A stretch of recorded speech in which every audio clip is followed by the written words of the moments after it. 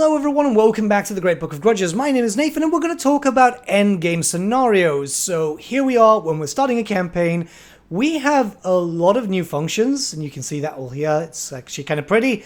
But Endgame Scenarios is something that we can play around with. And what this does is gives us a proper invasion. Gives us an invasion mechanic which kind of varies too, which is pretty nice. So you can change the difficulty, which means that there's different amounts of units being spawned. You can even have a warning timer. The best thing about this is that you can even trigger the invasion earlier. So you can see it's turn 100 to turn 150, but then you can turn it down to turn 10 to turn 35. So if you want your campaign to go pure hard mode with legendary, very hard, and you even want some extra difficulty, these things become quite interesting, let me tell you that. So I'm going to show you all the invasions. There's not really that many at the beginning, but likely there will be more as patches do happen. And yeah, you know, we can see a list of them: the Black Pyramid, which is Tomb King Invasion; a Grudge Too Far, which is Dwarves; the Biggest War, which is all Greenskins; the Wild Hunt, which is Wood Elves; and Vampiric Ascension, which is obviously vampire counts. There's so much here. Obviously, just a quick note that to be able to show the invasions, I'm going to have a mod which is going to turn off the Fog of War. So if a little frame drop happens here and there, it's because of the mod, because this build is not built for mods. But with all that being said, we're going to jump right in. There is so much to showcase because these things are just really, really interesting. And it's rather simple enough. Set the settings with how you want it and all that type of stuff, and if you choose to want to have a warning or not. And yeah, it just starts off like that. If you have a warning, which I've got it for one turn before here, it will tell you exactly what's happening. This is telling me that the Black Pyramid, there's something happening there.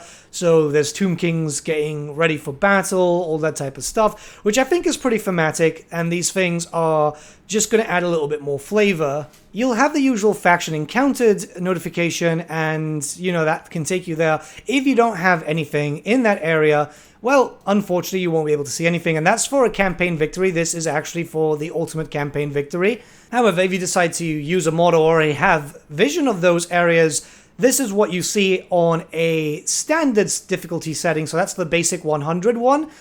It's a lot of units. It's a lot of units. They spawn 20 stacks. Usually they're going to be around level 20, yeah, rank 20 for the Lords. So they've all got their big mounts. They're all pretty much fully stacked. It's absolutely terrifying. If you're playing as, say, for example, Cetra, Volkmar, anything in the Southlands Dome, this is quite dangerous. And this is on the smallest, right? So I have to really stress that out. This is on the smallest setting.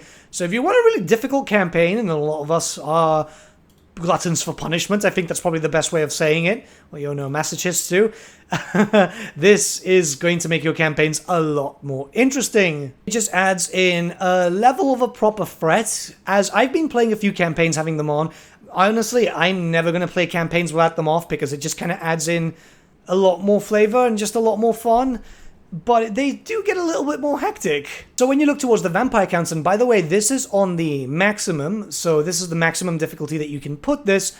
It doesn't look like much, does it? But it actually kind of is. So Sylvania is acting extremely brutal. They've got loads of armies. They're doing a lot of damage in loads of locations. They've already started moving out, even though it was just the turn they spawned. You can tell that they're covering all the bases. But if you start moving around the world, this is where things start to get interesting. Pretty much every Vampire Count major faction has been spawning armies.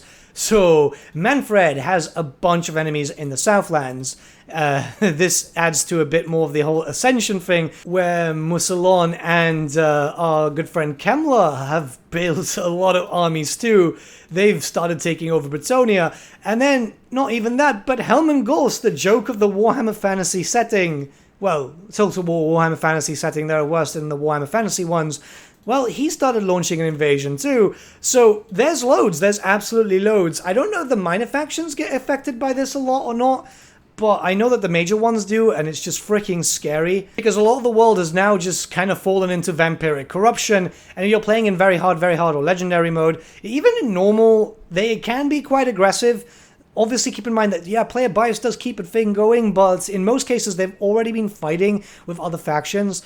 So yeah, this is scary. And if, say, for example, the faction has been destroyed, they come back. they literally come back, which I think is freaking awesome. So if you're fighting on the other side of the world, this at least gives you a reason to see them again, if it triggers, and you can even set which one you want to trigger or not, so it just adds a bit more flavor. So if you want to relive the Vampire Wars, you can. Now let's look towards the Wild Hunt, since this one's a really cool one too. The artwork is just absolutely stunning too. I really hope that they allow us to have that for, you know, desktop backgrounds, but let's not get too distracted. So Athaloran is Athaloran is very, very, very scary. There's loads of spawns happening. Even Dryka gets a few spawning, and that makes it a bit more dangerous for the middle of the old world, as obviously don't expect too much, but just Athaloran is terrifying because even the minor factions get stuff. So you just see this absolute spread, and, well, we know that the Wood Elves themselves are quite difficult to deal with, so it becomes a bit of a problem. There's a small amount of armies that do spawn around with the Sisters of Twilight, but I guess they wanted to concentrate that around Athaloran because it kind of just makes more sense. And yeah, it's just kind of scary. You will also notice a little bit of stutter. That's what I told you about the mod, because yeah, this thing happens. The Bowmen of Orion also get a few units. I think the only one that doesn't get anything is the Wood Elf faction in Grand Cafe, because it's a minor faction and it doesn't really do anything.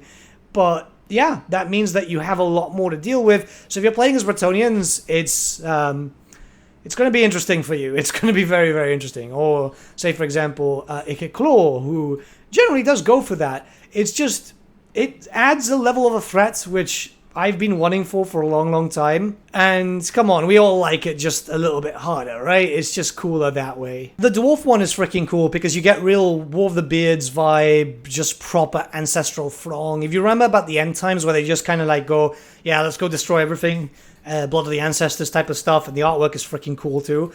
So I think every minor faction gets it, which is really scary. I mean, freaking Karak-Hern, which is the most terrifying faction for me, because they always declare war on me no matter where I am in the world. This is something that I've had since Warhammer 2.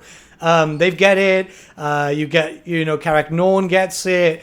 Pretty much every dwarf faction, as far as I've seen, just gets a bunch of armies being spawned. And it's honestly terrifying. If you're playing as, like, say, for example, a greenskin, which is where this caught me. When it happened to me, I was playing as Wurzag. I didn't realize it was turn 10 to turn 35 to be able to spawn. Next thing I know, it was definitely special. It was definitely special. Grombrundle gets it too. Pretty much every single dwarf faction, and it definitely adds just this level of fear, because dwarves do hit hard, you know? And spawning with full 20 stacks when you're pretty much just running around with 2 or 3 stacks of Savage Orcs is scary. But yeah, no, this is definitely a really interesting mechanic. I absolutely love this. I think it's absolutely hilarious, and it just gets further added in with the last invasion. I had to leave the Greenskins for last. I just had to, because it's the Greenskins, and it's There's a lot. You can start seeing the greenskin major factions. These are tied to the major factions as far as I'm aware, just spawning a lot of armies. I think they spawn around their leader. I'm not too sure, because Wurzag starts really close to Barak Var. Skarsnik has a massive amount of armies going to Karazakarak, which primarily for some reason a lot of the lords end up being goblins. I'm not too sure if this is just common or not, but like every faction seems to spawn a lot of goblin lords. Then obviously Azag spawns in the northern World's Edge Mountains. They're just everywhere, and they're able to do a lot of damage. I can't wait for the future when Chaos Dwarves come and you get this event, and then Grimgore just slaps all the Chaos Dwarves away, because it's going to be very, very low friendly. It's quite a decent amount of armies altogether. I think it was like, it spawns around 8-ish or so, depending on the faction. So up to 8, I think. But yeah, there's a lot. And I really like this mechanic. I think this mechanic is going to be quite good. The devs did say that it is very moddable, and maybe in the future there might be some in the future, because we definitely need more. I think a Skaven invasion, the Great Ascendancy would be cool and stuff like that.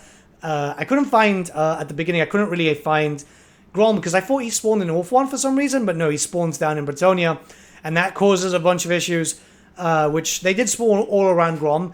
But I honestly, I can't wait to see how this mechanic progresses and what we get in the future, because there's just so much freaking potential. Like, if people want to get punished, this is definitely something that is going to punish people if they want to challenge and all that type of stuff. And I think a challenge, especially for Total War, depending when it spawns, where things get a little bit too easy, now having massive amounts of armies just appearing and just doing some damage, adding to an extra threat, I think that's a great way to just kind of bog you down for a bit, or even bog down the enemy depending on where they spawn.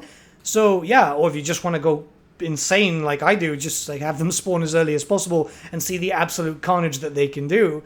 I'm really excited. I'm really excited for this. This is definitely a mechanic which has been a labor of love for the devs, and I can't wait to see more. I want it to trigger everything at once. Imagine instead of one invasion, it would just trigger everything at once. I would absolutely love like a proper end time scenario. Like, not going end times lore, just like everything just going batshit insane. I would absolutely love that. But let me know what you guys think about this, because I'm rather curious, mostly because we've not really had interesting endgame scenarios for a long time. Well, that's all for the Warhammer series, unless you go back to Warhammer 1, where the Warriors of Chaos were an actual threat. So yeah, let me know your thoughts in the comments below, and let's start a bit of a discussion.